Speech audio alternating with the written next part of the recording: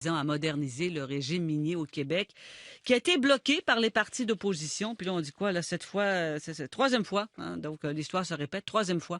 On n'est pas capable de s'entendre là-dessus. Et on a avec nous le député de Chicoutimi, président du Conseil du Trésor, ministre responsable de la région, Stéphane Bédard. Stéphane Bédard, bonjour. Oui, bonjour, Mme Laroche. Troisième fois, qu'est-ce qui se passe? Pourquoi on ne réussit pas à s'entendre ensemble sur un projet de loi sur les mines? C'est long comme question. C'est D'abord, peut-être grand comme question, mais pourquoi oui, ça n'a non, pas non, marché ça encore peut une être, fois? il peut y avoir différents constats. Le premier, je vous avouerai, c'est que d'abord, il y a des gens qui ont fait volte-face. M. Bonnardel et l'ADQ, la CAQ plutôt, nous avait dit lors de le dépôt du projet de loi que ça devait être adopté rapidement, puis que bon, il y avait des éléments qui devaient être modifiés parce que, souvenez-vous, on était à l'étape du principe du projet de loi, on n'est pas à l'article, à l'étape article par article. D'ailleurs, c'est jamais arrivé qu'un projet de loi soit refusé à l'étape du principe. Ça veut dire qu'on est contre la réglementation qu'on doit faire sur le secteur minier. C'est incroyable, là. Ouais. Normalement, c'est lors de l'étude article par article où les gens peuvent s'opposer. La deuxième chose, c'est que le Parti libéral nous a avisé 45 minutes et l'ADQ avant qu'ils allaient voter ensemble contre. Donc, nous, il n'y a pas moyen de reporter ce vote-là à partir de ce moment-là.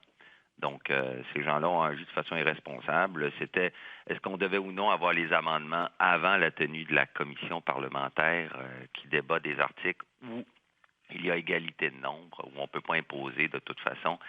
Je vous avouerai que je pense qu'au départ, on sait qu'il y avait une résistance des libéraux à ce qu'on parle de transformation. On sait même que à l'époque, souvenez-vous, là, nous, ça avait été un combat que les compagnies minières doivent envisager de la transformation dans le cadre de leur projet. Et les Oui. libéraux s'opposaient systématiquement à cette approche. Pour la transformation.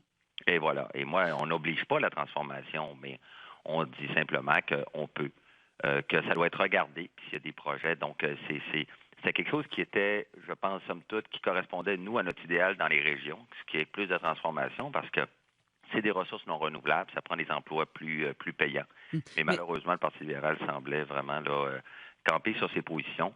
mais est-ce Et qu'on je en pense veut? qu'il aurait dû y aller lors des commissions parlementaires. Il y a moyen de modifier les textes pendant les commissions Oui. parlementaires. Mais on sent avec ce projet de loi, bon, qu'on veut plus quoi? Serrer la vis, comme on dit, être plus sévère avec l'industrie minière? Non, ben, il y a de la réglementation sur, par exemple, les sites miniers, sur sur la restauration des sites miniers. Il y a aussi des pouvoirs qui sont accordés au MRC.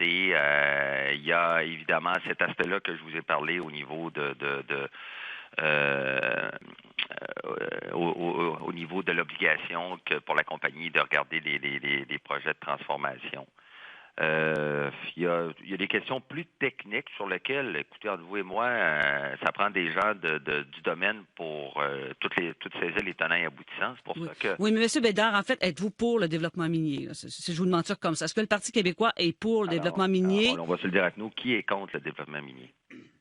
Est-ce qu'il y a quelqu'un qui est contre le développement minier? Alors, l'idée, c'est est-ce que les Québécois en retirent leur juste part? Est-ce qu'on doit aussi, parce que vous savez, il y a un passif environnemental qui est très important. À une certaine époque, les compagnies ont agi de façon irresponsable, ce qui fait qu'il y a plusieurs milliards de sites actuellement, plusieurs milliards de dollars de sites qui ont été littéralement abandonnés. Donc, on veut faire en sorte que l'industrie là-dessus se responsabilise et elle le fait. Donc, oui, c'est une industrie qui est intéressante, sur laquelle il y a des bons emplois, mais il faut qu'elle soit encadrée comme toute entreprise parce que c'est des grandes multinationales et évidemment, quand elles quittent, ben à ce moment-là, on les revoit plus, continuent à exploiter ailleurs, mais on est nettement en faveur. On est en faveur aussi, on l'a vu dans notre approche au niveau des redevances, on est en faveur de ceux et celles aussi qui ont des projets de transformation pour Oui. faire en sorte qu'on n'ait plus d'emplois chez nous, tout simplement. Donc, Oui. Mais on sent, en tout cas, c'est pas encore, c'est pas encore passé, cette fameuse loi. Autre non, mais sujet. c'est pas passé, mais c'est surtout que là, on est contre le principe de la réglementation. Et auparavant, des fois, les projets de loi, d'ailleurs, les autres réformes que l'ancien ministre avait essayé, l'ancien gouvernement libéral, écoutez, on n'était pas dans un souci d'encadrement, mais c'était sur les articles qu'on s'entendait pas. Là, on voit le principe de l'encadrement est rejeté. Moi, je peux vous dire que c'est plutôt gênant comme position du Parti libéral. Et ça démontre un peu l'absence de contrôle qu'a M. Couillard sur ses troupes, littéralement. Là, Ouais. c'est une opposition qui n'a pas vraiment de tête Oui. et Mais qui avant. agit au gré là, des porte-paroles. Et c'est ce qui fait que c'est très difficile, alors qu'un gouvernement minoritaire, il devrait plutôt nous aviser à l'avance qu'il avait contacté la CAQ, qu'il allait voter Oui, contre le mais principe. vous savez que vous êtes minoritaire. Vous avez essayé de passer cette loi. Alors, il y a ça aussi de votre côté, là, du Parti québécois. Vous le savez que vous êtes minoritaire, puis on s'entend pas sur cette loi. Vous avez essayé de la passer.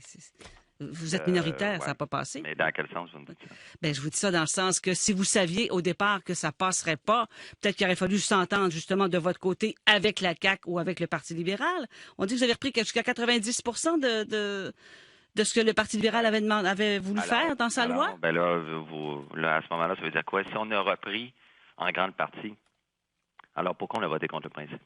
Ben, c'est ce que je vous demande. Pourquoi aussi de votre côté? Alors, mais là, c'est vous qui avez dit qu'on fallait s'entendre. C'est parce que tout simplement, ces gens-là sont irresponsables.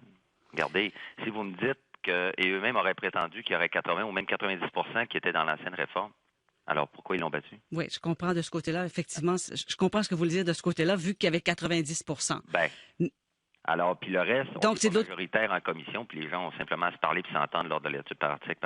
Alors, que quelqu'un vienne me dire que pourquoi à l'étape du principe qu'on est avisé une demi-heure à l'avance qu'on va mettre de côté un important projet de loi qui est attendu par toutes les municipalités, par l'industrie, c'est étonnant. Monsieur Bédard, autre sujet aussi ce matin, évidemment. On parle d'Alcoa énormément. Beaucoup de commentaires là-dessus. Qu'est-ce que vous allez faire avec cette requête? Nous sommes en discussion avec Alcoa. Est-ce que vous croyez qu'ils peuvent fermer leur usine, d'après vous? Est-ce que ça peut se faire, ça? Écoutez, nous fonctionnons sur un horizon qu'on va s'entendre. Je vous dirais, ils discutent. Le procédé qu'ils ont utilisé et je le constate. Par contre, je sais qu'actuellement, la première ministre et le cabinet de la première ministre mènent des discussions directement avec la compagnie. Je sais aussi qu'il faut savoir que l'industrie de l'aluminium est une industrie fondamentale pour nous dans la région, mais évidemment sur l'ensemble du territoire québécois. Que lorsque il faut en tenir compte, c'est l'ancien gouvernement libéral avait prévu un contrat qui faisait en sorte que les tarifs d'électricité allaient à ce moment-là se coller sur le tarifel dans une séquence jusqu'en 2017. Alors évidemment, la réalité a changé depuis ce temps-là.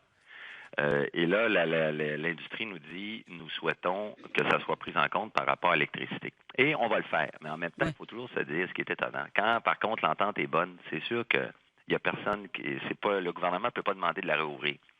Et par contre, si les prix, par exemple, de l'énergie avaient augmenté de façon exponentielle, bien là, à ce moment-là, je ne pense pas que les compagnies seraient venues cogner à notre porte pour dire on a un avantage trop important. Effectivement, oui. C'est beaucoup d'emplois. Et on va s'asseoir avec eux de façon responsable. Je suis convaincu qu'ils ont la volonté de continuer à investir au Québec et nous allons nous entendre assurément pour faire en sorte que les emplois et les occasions aussi encore là de transformation du métaux soient protégées ici, qu'on puisse créer des emplois. J'espère bien. Merci beaucoup, M. Bédard, de nous avoir parlé ce matin encore. Merci, au revoir. Merci, bonne journée. Stéphane Bédard est président du Conseil du Trésor, ministre responsable de la région du Saguenay-Lac-Saint-Jean et bien sûr député de Chicoutimi aussi. Daniel